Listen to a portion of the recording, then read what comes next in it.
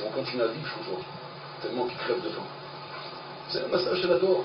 Ça se passe chez nous, ça. C'est pas, je ne raconte pas l'histoire du jour d'avant ou le jour de prochain. Là, ce qui se passe chez nous, en fait. Et vous croyez que ça va en s'arrangeant?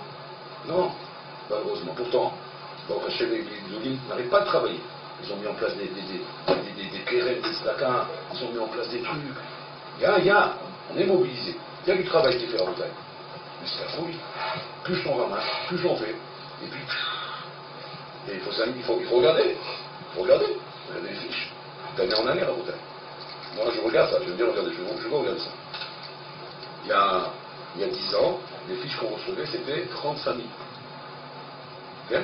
Il y a 9 ans, c'était 300 familles. Il y a encore une année après, il y a 4 ans, c'était 3000 familles. Etc. Comme ça, on va de plus en plus en montagne. Ça va en s'ajoutant de plus en plus. C'est qu'en fait, on met en œuvre des choses extraordinaires. Mais les marassins, il n'y a rien à faire. Rien à faire. Le déclin est là. Le coup est là. Il n'y a pas en montagne. Les coups sont là. Et les coups sont forts, ils sont puissants. Il n'y a pas de cadeau. Ça, c'est une chose. On ne voit pas des autres choses. Okay. Combien de familles en montagne ont perdu les parents très jeunes? Il y a un taux de mortalité en ce moment dans l'Olam Torah en montagne d'une moyenne de 40 ans. 40 ans. Les gens, ou la maman ou le papa. Les enfants qui restent étonnés comme ça. Une fois, j'étais dans un minyan à Montagne, j'ai vu comme ça 12 étonnés. 12 ans jusqu'à 1 an, en train de faire le Kaddish pour leurs parents. Ils ont perdu leur père, il y a 4 ans, et leur mère, l'année dernière. Ils sont comme ça tout jeunes. Voilà. Comme ça, tout seuls dans la nature. Qu'est-ce qui se passe avec eux? On ne sait pas. Ça, c'est le massacre du dor. Il faut savoir dans quel dor on est. Parce que si on croit à Rabotai qu'on vit dans une boule en cristal, alors le shalom, on est complètement à côté, mais alors complètement à côté. Parce que bien sûr, il en existe encore des boules de cristal. Mais pour l'instant, à Rabotai, il y a du grabuge à côté. Et c'est pas loin, c'est à côté de chez nous, c'est là où c'est à côté de nos portes, à Rabotai. Des gens qui vivent dans la misère et dans le malheur, à Rabotai. Moi, je me rappelle, il y avait, peut-être il y a 1 an, 2 ans, les anciens le savent ici. On avait organisé, vous vous rappelez, quand des repas restés, donner à des familles pauvres. Je ne sais pas si les anciens sont là, ils s'en rappellent de ça. Il y avait un roulement comme ça. Il y avait des Barourim en bouteille, ils m'ont supplié d'arrêter. Je dis, je ne peux pas. Ils disent, je vais tomber malade, je me connais, je vais tomber en dépression. Mais par contre, ils m'ont demandé d'arrêter de les envoyer. Maman, moi, le bonhomme dit, je vais tomber en dépression. Ils ne pouvaient pas supporter de voir ce qu'ils voyaient leur plus de voir la misère en bouteille. Pourquoi Bololam fait ça? Donc le Bololam en bouteille se donne un plaisir à voir ses enfants, c'est ses enfants. C'est ses Vlétora. Pourquoi ça? Pourquoi c'est comme ça? Alors bien sûr, comment dire, quand on vient nous chatouiller, et on vient nous dire, ouais, mais il faut aller travailler, parce que les gens qui étudient, ils vont galérer, c'est la misère. Alors nous on leur répond, Laura dit sadik, Naïza, nous allons le bagage. Ça c'est pour calmer, c'est pour jeter de la poudre aux yeux. Mais la marasé, on sait bien ce qui se passe. Et la main. Quel est le malheur de ça? Qu'est-ce qu'Hachem veut là-dedans? Hachem veut une chose. Hachem est prêt à tout pour ça. Il est prêt à tout, Hachem. À tout supporter pour ça. Parce que c'est une crève pas pour Hachem. Pour Hachem, en montagne, c'est une souffrance terrible. D'obliger Kaviachol, le dor à sombrer comme ça, tellement bas. Alors qu'il a tous les moyens, Bolaolam. Et Kaviachol, Bolaolam est obligé de donner encore à ce monde Rabosha, Racha, Betovlo, Vesadi, Garalo. Et pourquoi c'est comme ça? La grande Sheila que Moshe Rabbeinu n'avait pas compris, qu'il avait vu à la fin des temps. Il dit, Hachem, il dit, vois ce qui se passe là. Mazer Racha, Betovlo, Vesadi, Garalo. Ou le Elvin. Il a dit à Gosbourou, Panaï Loraïta, Achonai Raïta. Tu ne peux pas comprendre avant, tu peux comprendre qu'après. Derrière moi, tu peux voir, pas devant moi. Après, tu comprendras. Il lui a montré la fin, et là, il a compris. Il a arrêté de poser des questions. Il y a un tornide là-dedans, il y a un tachlit de tout ça. Bon, l'homme va arriver vers quelque chose. Et pour atteindre ça, Rabotai, ça vaut tout ça. Ça vaut tout ça. Hachem est prêt à supporter tout ça, Rabotai. Parce que si on souffre, nous, d'entendre des histoires pareilles, sachez qu'Hachem souffre 10 milliards d'années-lumière de plus que nous. Parce que c'est ses enfants, Rabotai. On ne parle pas d'étrangers. Bien qu'on est sensible, même si c'est nos frères. Alors, dans l'homme, c'est encore plus que ça, c'est sa chair. C'est ses enfants. Mais Hachem souffre parce qu'il a les moyens. Mais Hachem se refuse de le faire. Et pourquoi? Parce qu'Hachem veut absolument ramener le Olam, amener le Olam là où il veut l'amener. À la tchouva, vous allez faire tchouva. Il faut faire tchouva. C'est ce qu'Hachem il attend. Hachem dit, vous voyez pas, vous souffrez, il y a trop de coups, il y a trop de souffrance, il y a trop de ça, faites chouba, ça suffit de vous entêter, arrêtez d'être Hacham, arrêtez de continuer à croire que ça peut continuer comme ça, faites chouba en masse, réveillez-vous, laissez pas le monde sombrer de plus en plus comme ça, parce que j'arrêterai pas, et je suis obligé de le faire. Pourquoi? Parce que le taglit du Olam, c'est de se remettre avec Kadosh Bourou, Yichud Shalem, de se remettre avec lui. Et bon, l'Olam Rabotai, c'est tellement important ça, que ça vaut la peine d'arriver à ça, Rabotai. Et qu'est-ce qui provoque tout ça, Rabotai?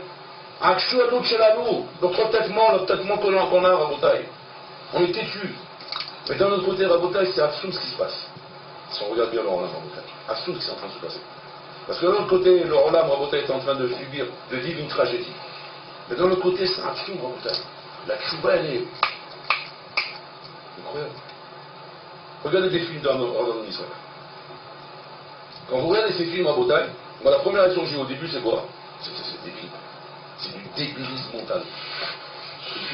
C'est la première que j'ai. C'est pas de la tchouba, c'est du débilisme mental. C'est quoi? On se trouve devant un stade de football, oui. Ouais. Il vient là-bas au Israël avec son tambour sur la tête et ça, j'ai là-bas. Et comment?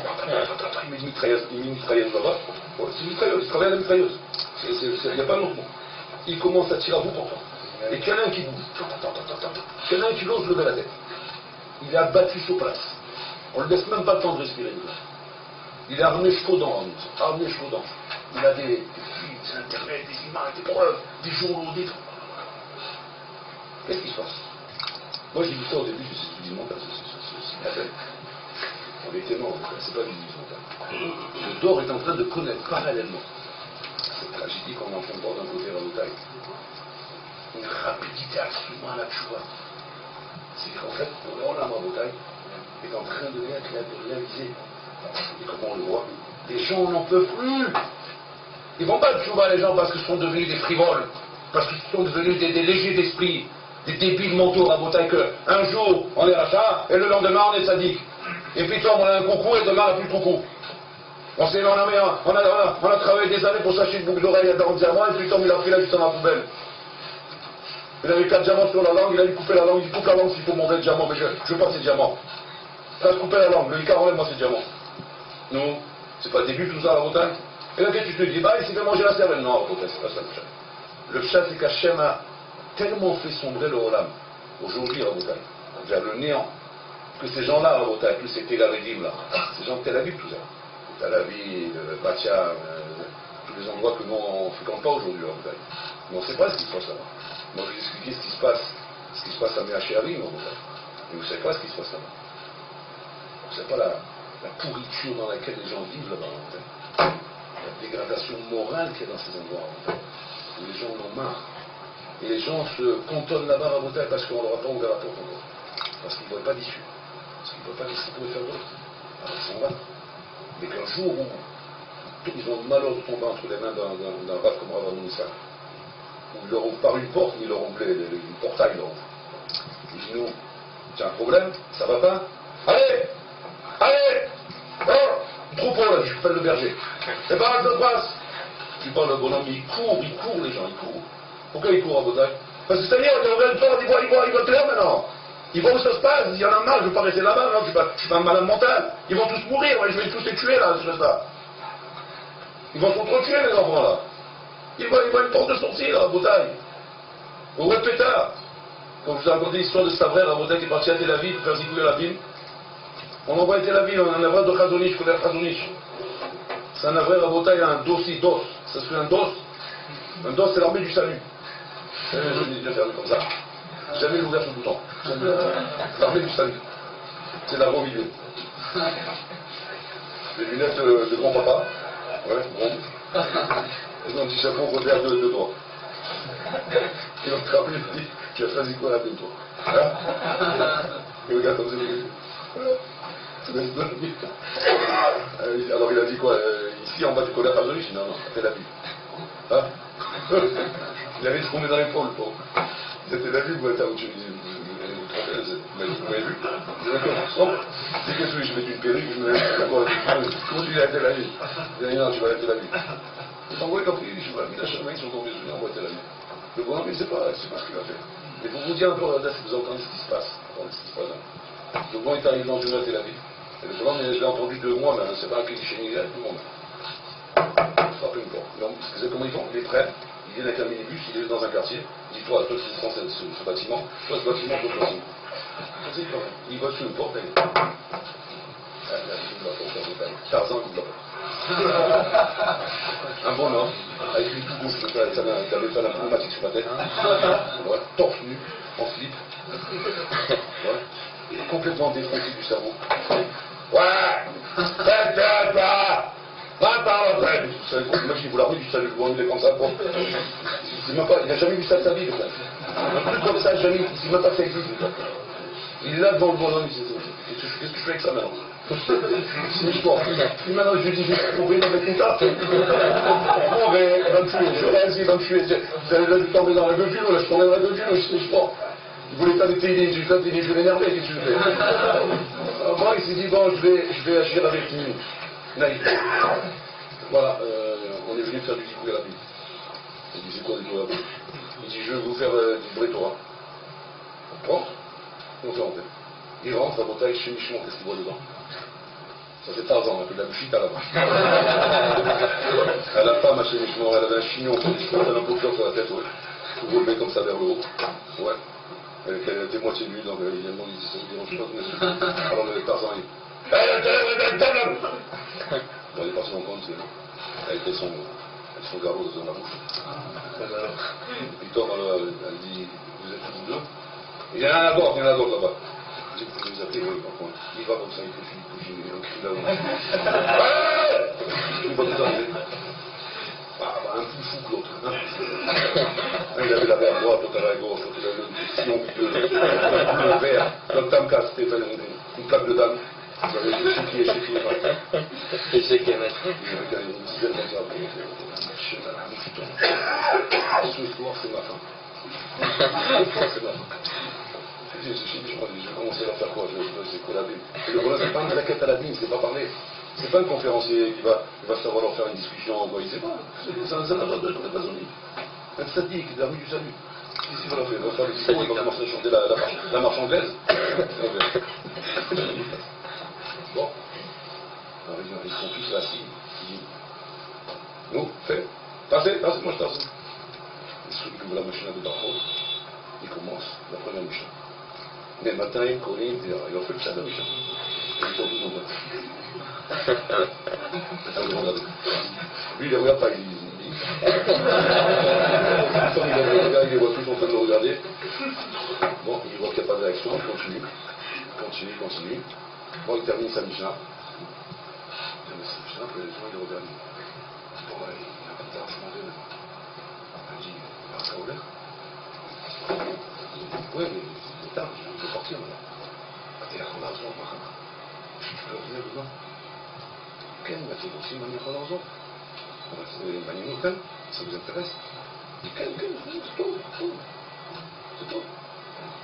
Il est parti le volant, il revient le lendemain. Le lendemain, déjà, le volant avait un pneumatique, il a diminué de moitié. Il avait un tricot, il avait un verre là. La femme parlait dans le coiffeur, donc elle s'est mise en place, elle s'est couverte un peu mieux, les enfants un peu mieux. Et comme ça, on était pendant une semaine. Revenir. Il y a 0 temps de Chouba Shlema. En l'espace de quelques semaines. Chouba Shlema. Le papa, c'est un avraire. La maman, c'est une sadiquette avec une foulard sur la tête. Les enfants devenaient Torah dans les chivos. Elle a une moussa, une moussa. Elle n'a pas une moussa, une moussa, une moussa. Mazé à Olam Mazé Rabotai. Makouré ba Olam Mazé. C'est Olam Mazé Rabotai, c'est notre Olam, c'est le nôtre. On vit dedans, Rabotai, on est là. Ils sont là. C'est la vie, notre année, ils sont là à côté de nous. Et vous croyez que ces gens-là, Rabotai, ils ont une doute à la Torah? Ils sont contre la Torah? Ils sont contre rien. Ils n'en ont plus rien à foutre de la vie, ils sont complètement blasés. Ils sont défoncés du cerveau en vrai. Ils ne savent même plus comment ils s'appellent eux-mêmes. Et ces gens-là, c'est qui ces gens-là? C'est les Kisakos Bourou. C'est la Banim Shalamakom. Banim Shalakos Bourou. Avoudim les gamins. Et ces gens-là, pourquoi Hachem les amener à Massa pareil? Pourquoi Hachem amène ses enfants à Massa pareil? La Virotam Bichouva. Les amener à un stade où, pas comme il y a 50 ans en arrière, ou 30 ans en arrière, où on venait parler un volant comme ça à Botaï, il avait encore des arguments à parler, parce qu'on ne s'était pas complètement dégradé, la dégradation n'était pas totale encore.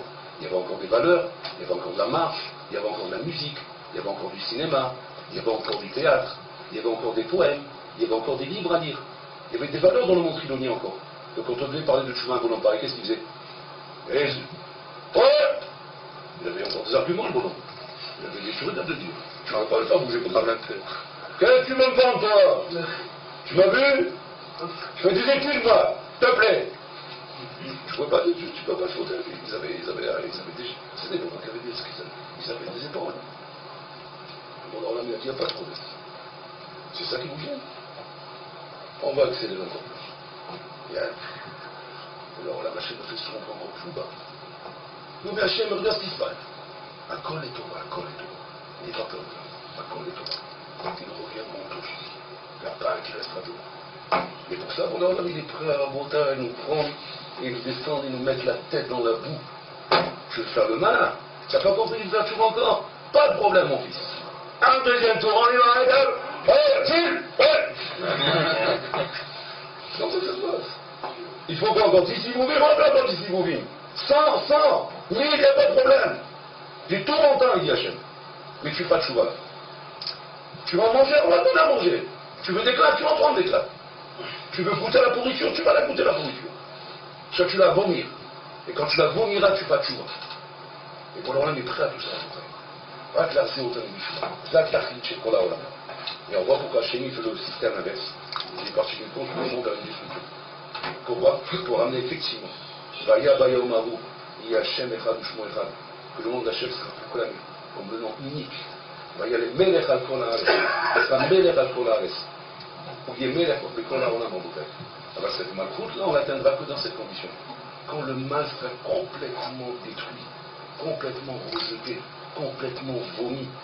Ce ne sera pas une figure du Mashiach à Botaï où on croit qu'il y a encore de la marge et que se dit ah dommage, il est venu en plein milieu du film, c'est vraiment dommage. Il aurait pu attendre un petit peu quand même, il allait marquer le but là. Non, Mashiach viendra à Botaï quand il n'y aura plus envie de rien. Que le bonhomme à Botaï, comme ces gens-là. Ils étaient chacun dans l'occupation, a priori, ils avaient quelque chose d'autre à faire. Ils étaient dans un autre plan, a priori. On devrait s'attendre à ce que ce bonhomme il rentre là, il le jette dehors, parce que qu'est-ce que tu viens te mettre en plein milieu de nos malachim? Et là, qu'est-ce qu'on voit de cette histoire que je vous raconte à Botaï? Ils n'ont pas le malachim. Ils sont là parce qu'ils ne savent pas quoi faire leur vie. Ils font ça parce qu'ils ne savent pas qu'il y a autre chose. Ils sont là-bas en train de se donner des ignorances qui sont en train de construire quelque chose parce qu'il n'y a rien d'autre. Ils n'ont pas vu qu'il y a autre chose. Ils ne sont même pas au courant qu'il y a autre chose.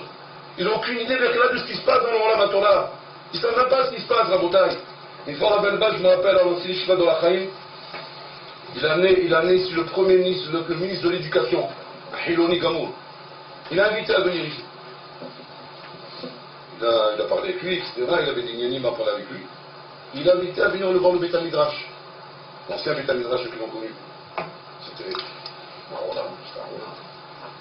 Il y avait là-bas, tu me rappelles, il y avait là moins de 2000 Bahorim qui étudient.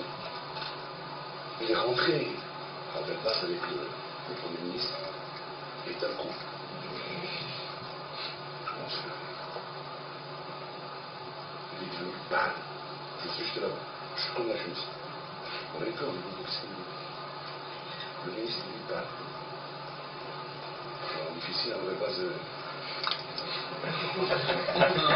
Ils sont pas bien là. Alors, ils me regardent et comme le salaire.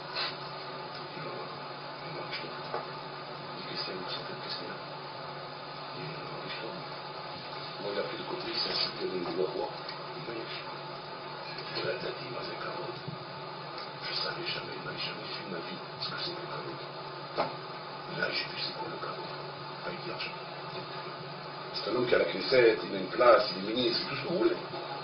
Il a connu du carotte. Le carotte de dehors. Le carotte médoumé. Le carotte des journaux. Le carotte de la paperasse. Le carotte des Kodak. Les films, les photos. Le vrai caveau, il ne savait pas quoi ça. Là, regarde, tu vois, Bachamaï, moi c'est Kvod HaTorah. Kvod HaTorah. Et il dit, attends, mais moi quand je rentre à la Knesset, il dit, mais c'est pas comme ça. Qu'est-ce qu'il me crache dessus? C'est comme ça que ça se passe à la Knesset. Et pourtant, on est dans le macron le plus haut. je parle moralement, intelligemment, culturellement, cinématiquement, tout ce que vous voulez. Hein. Dans la Médina. Vous m'avez tué, on m'avait donné la leçon de ma vie. Et ce bonhomme était une trace avec la seconde. Rien que de voir ça. Rien que de voir un capable de ramasser pour le temps. Vous voyez de là, qu'est-ce que vous voyez de là? Que même un bonhomme comme ça, vos amis, ils sont à la milice. Tant qu'il n'a pas vu ce que c'est que la Torah, tant qu'il n'a pas vu, ils sont persuadés qu'ils sont quelque part. Ils sont persuadés qu'ils existent quelque part et qu'ils peuvent continuer dans leur âme du Tignon. Mais quand Hachem leur montre, une fois, à la makom, le bonhomme il éclate, à la makom il explose. Pourquoi? C'est pas sûr pourquoi. Parce qu'aujourd'hui il n'y a plus de valeur à Boutaï. Aujourd'hui la tchouva elle est à la porte de la porte. À la porte elle est la tchouva. Il faudrait que le bonhomme il ait le sprout de voir. Et si c'est pas ton tour aujourd'hui, ce sera ton tour demain. Si c'est pas demain, ce sera après-demain. Mais un jour on te montrera, un jour tu verras. Mais quand tu auras le sprout de voir à Boutaï, même si le Olam Torah aujourd'hui en Boutaï très bas, Boutaï il est bas. Mais il reste toujours plus haut que toute cette pourriture qu'il doit en Boutaï. Et donc il a de quoi encore en Boutaï gifler le Olam et montrer le kavod à Torah qu'il y a dans l'Olam. Et là quand les gens ils voient ça à Boutaï, alors là ils perdent la tête complètement. Une mishtadir, parce qu'ils voient des valeurs, ils voient quelque chose. Et ça pour le Olam Kaviachol, c'est le tachlit du Olam, qui a sombré le Olam en Boutaï. Aussi bas qu'il faut. Aussi bas qu'il faut. C'est pour ça que des fois on voit des gens, on se demande, mais jusqu'à quand tu vas aller dans le mal? Bien sûr. Pour le Olam, il s'occupe de lui. Il ira chaud. Je sais qu'il se tapera la tête contre le fond de la canne. Et après, à ce moment-là, il va se réveiller.